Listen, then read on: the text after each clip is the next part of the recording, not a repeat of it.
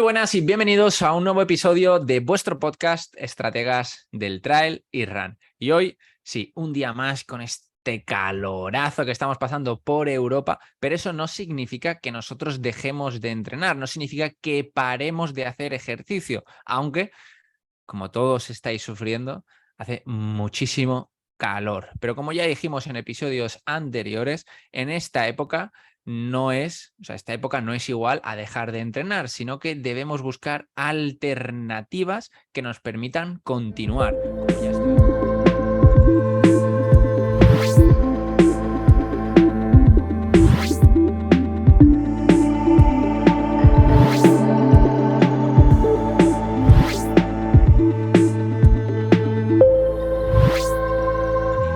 Como ya estuvimos hablando con nuestro dietista, nutricionista José Carlos, el apartado de hidratación, cómo deberíamos hacerlo a la hora de salir a entrenar, como estuvimos hablando con nuestro queridísimo Bernat en la parte del entrenamiento, qué es lo que sucedía en esas zonas cuando ahora mismo está subiendo el pulso, nuestro ritmo está disminuyendo, qué tenemos que hacer en esas diferentes situaciones.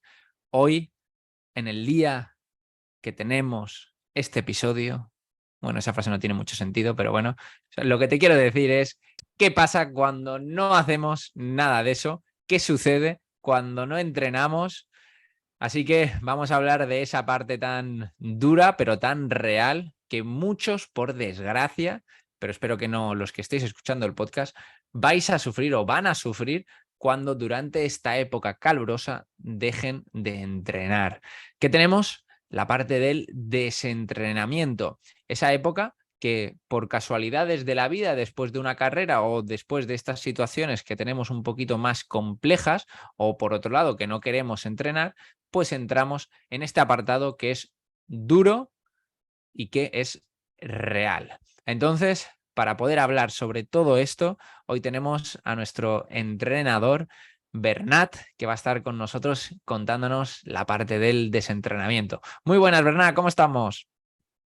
Muy buena, Chim, ¿qué tal? Pues muy bien, una vez más aquí, dispuesto a tratar un tema bastante importante y bastante común también para los deportistas en verano, que es el tema del desentrenamiento, que hay mucha gente que en verano toma la opción, por causas diferentes, de parar de entrenar, no por una semana, sino por un mes o dos, normalmente julio y agosto.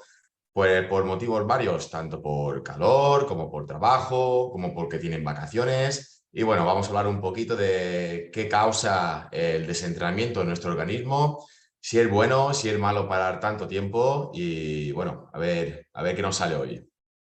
Totalmente. Al final, muchas veces pensamos que podemos volver de la misma forma que lo dejamos, pero no es así. De hecho, pues en el día de hoy vais a ver cómo tan solo parando una semana de realizar ejercicio, eso ya tiene consecuencias. Imaginémonos cuando ya en lugar de una semana, pues ya pasamos 3, 4, incluso varios meses sin realizar ejercicio. Siempre debemos buscar una alternativa, como hemos estado comentando. De hecho, nosotros con todos los deportistas que confían en nosotros a lo largo del año, incluso pues en esta época veraniega, ¿qué buscamos? Alternativas, porque siempre existen alternativas para no parar. Lo único que no se puede hacer es parar. Eso no puede estar dentro de nuestro vocabulario porque, como vamos a ver, tiene consecuencias. Entonces, Bernat, cuéntanos, ¿qué es eso del desentrenamiento? Bueno, hablando claro, el desentrenamiento sería pues ese periodo que un deportista habitual al que está haciendo deporte durante todo el año por un largo periodo de tiempo. Es decir, si tú has hecho una competición muy dura, por ejemplo, una ultra, una competición muy larga, el descansar una semana después de esta competición no lo podemos llamar desentrenamiento, dado que ese periodo es un periodo de descanso necesario y total recomendable para recuperar el cuerpo, las piernas, el organismo después de una fatiga muy importante. Entonces, desentrenamiento, pues lo podríamos llamarlo así de manera muy general, cuando estás, por ejemplo, 2 semanas, un mes, 2 meses completamente parado, sin hacer ningún tipo de actividad física. Ujú, claro, o sea, cuando la persona no está haciendo absolutamente nada, ni entrenamiento cruzado, ni entrenamiento de fuerza, ni nada de nada de nada, ¿no? Exacto. Si pasamos un poquito sobre la línea de lo que es el entrenamiento, nosotros como deportistas, pues estamos diariamente prácticamente haciendo unos estímulos a nuestro cuerpo a través de entrenamientos, de cualquier tipo, de fartlek, de series, rodajes, para posteriormente fatigarnos, es decir, buscamos unas adaptaciones, unas mejoras a nivel de organismo, a nivel interno, para después de acumular esa fatiga, hacer una pequeña recuperación. Y en esa recuperación es realmente cuando tenemos esa sobrecompensación, cuando notamos las mejoras, cuando notamos el aumento de ritmo, y podría ser llamada esa semana famosa antes de una competición de tapering, donde todo el estrés que has llevado previamente el cuerpo durante tantas semanas de entrenamiento, haces esa bajada de volumen y realmente es cuando salen las mejoras, cuando haces el descanso y no cuando estás, digamos, metido de lleno en la faena, que sale esa supercompensación. A partir de aquí, si tú paras, por ejemplo, un mes, el mes de julio, por X motivos o más incluso, porque hay gente que se para todo el verano, julio y agosto, aquí sí que es un motivo de desentrenamiento, donde todas las mejoras que has conseguido a través de esas fases de estímulo, fatiga, recuperación y volver a empezar, porque es un protocolo repetitivo, pues desaparecen, porque el deporte, en este sentido, es bastante desagradecido. Ya hay que tener asumido que todo lo que puedas avanzar durante medio año de trabajo, porque hay que ser muy constante al final para conseguir esas mejoras, en un mes o dos lo puedes echar pues todo a perder. Y hay que tener asumido que cuando vuelvas en septiembre, si es tu caso, tu cuerpo, tus pulsaciones, tus ritmos no serán ni mucho menos cercanos a donde lo dejaste antes. Ujú, claro, y de hecho, pues eso hay que tenerlo en cuenta, ¿no? Hay que ir con cuidado, que ya lo decimos y lo vamos a volver a repetir. Ojo con la vuelta tras un periodo parado, porque, ojito, que pueda haber lesiones, ¿vale? Con cuidadín, por Dios te lo pido. Y bueno, Bernat, ¿qué sería lo primero que perderíamos en el entrenamiento? ¿Qué sería la primera capacidad que perderíamos? Bueno, lo primero que perderíamos sería un poquito la capacidad aeróbica, ¿vale? La capacidad aeróbica es lo primero que se ve afectado cuando paramos, digamos, por un largo periodo de tiempo, y ya que el consumo máximo de oxígeno, el famoso V2+, esos entrenamientos que hacemos de intensidad alta en zona 5, pues disminuye bastante además durante el primer mes de inactividad o de parón total. ¿A qué se debe esto? Pues esto se debe a una disminución básicamente de glóbulos rojos de nuestro organismo, digamos, al no trabajarlos, y una reducción general pues, del gasto cardíaco.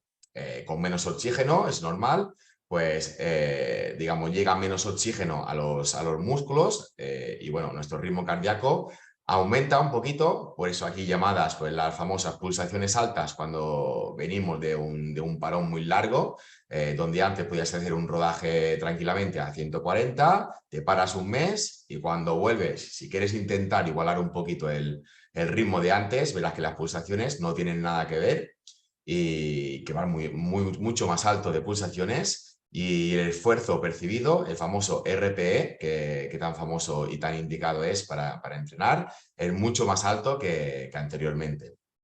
Ujú, claro, y al final, pues todas estas situaciones, ¿no? Lo que supone es que nuestras reservas de glucógeno cambien, ¿no? Exacto, sí, con lo que hemos comentado antes, al tener estos descensos aeróbicos, lo que hacen es a nivel aeróbico, es decir, todas tus actividades a intensidades bajas, se trasladan un poquito a la carga del sistema anaeróbico. Y, por ejemplo, los niveles de lactato suben y, es decir, ya no eres tan eficiente, ya no eres tan bueno, entre comillas, llamándolo así, en rodajes largos y suaves, digamos, y todas estas, incluso podría haber cambios de fibras, incluso todas las fibras encargadas de más zonas 1, más zona 2, fibras se convierten en fibras ¿cómo se dice? Ah, no me sale la palabra. Fibras de nivel 2. Y bueno, al final tenemos una percepción un poco errónea de que el trabajo se está haciendo aeróbico, es mucho más más difícil llevar el ritmo de antes.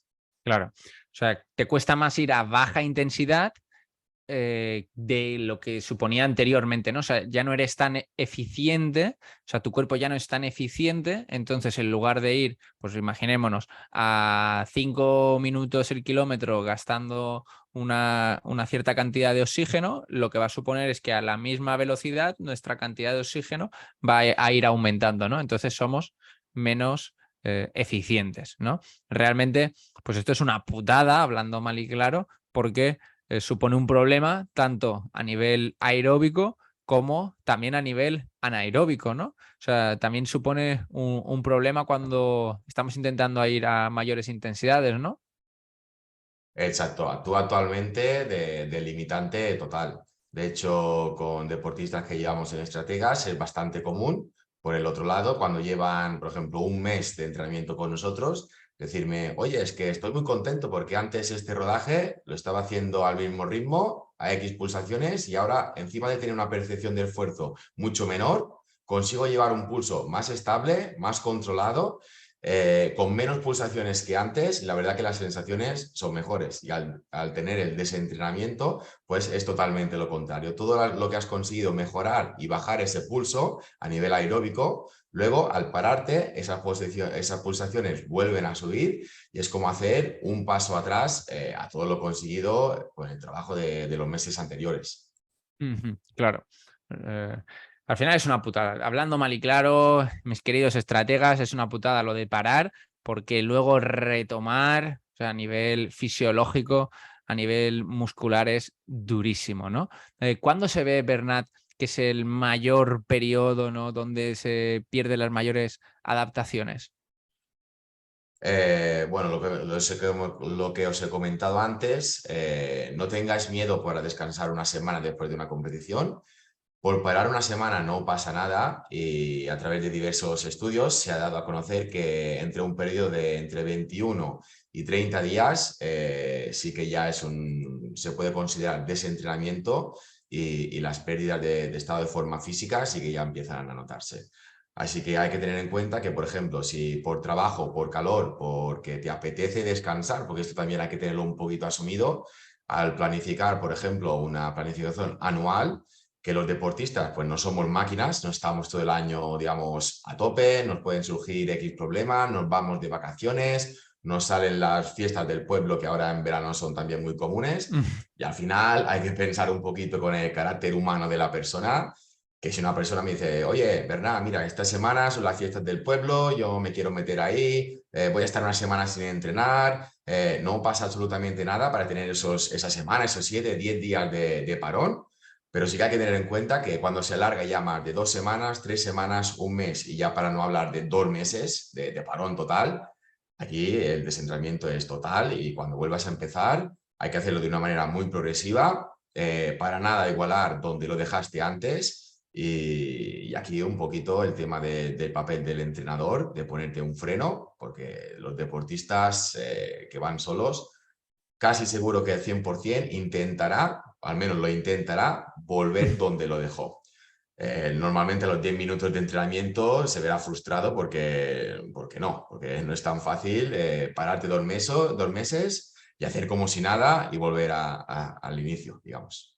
Claro, porque al final, o sea, tenemos ganas, ¿no? Decimos, ostras, es que tengo muchas ganas de continuar entrenando, estoy muy motivado, pero, jolín, o sea, tenemos que ser un poquito más conscientes de las limitaciones que supone no entrenar, ¿no? O sea, de no poder continuar haciendo ejercicio por X o por Y, pero sí que tiene, o sea, consecuencias. Y de hecho, pues eso, al final, cuando estamos en un periodo de inactividad, pues nos suceden diferentes cosas, como por ejemplo que alrededor de los 10 días, pues nuestra frecuencia cardíaca en reposo empieza a aumentar, nuestra frecuencia cardíaca máxima incluso también podría empezar a aumentar alrededor de las 2, 3 semanas, y alrededor, pues como decía Bernano, de 21 días, 30 días, empezamos a ver otros problemas más, pues que el gasto cardíaco que, que tenemos a la hora de ir a una intensidad submáxima, es decir, que no vamos a la máxima velocidad, sigue aumentando, ¿no? Entonces, ¿Qué te queremos decir con esto?